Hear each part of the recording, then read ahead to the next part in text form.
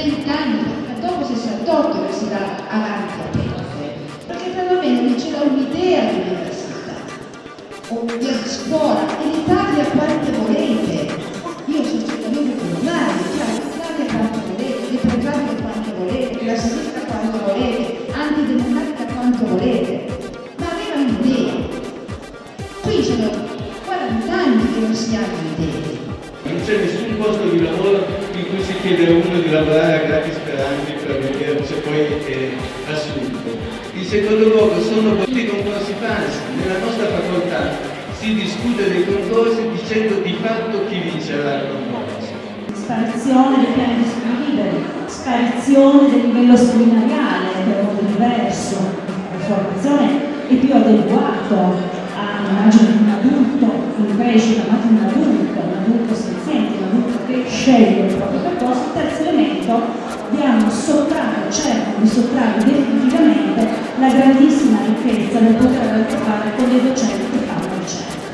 Io attualmente sono ricercatore, sono arrivato da un anno in questa università, prima insegnavo all'Università di Trento, ho un fondo ricerca pari a 0 e l'FFO, cioè il fondo di finanziamento ordinario dell'università del dato 2010, non è ancora arrivato. Quindi quest'anno, dal gennaio 2010, il Dipartimento, cioè la struttura alla quale tutti noi afferiamo come ricercatori, non ha erogato un euro.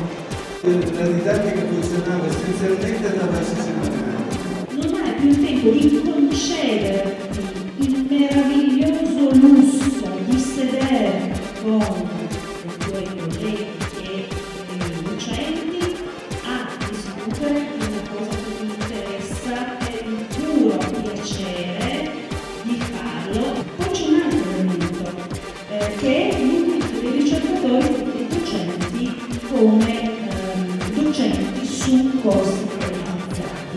Se voi vi collegate al sito dell'UNIUR, cliccate università, cliccate su organico, la procedura successiva è docenti e ricercatori.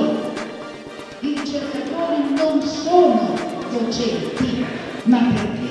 È una marea di punti da coprire.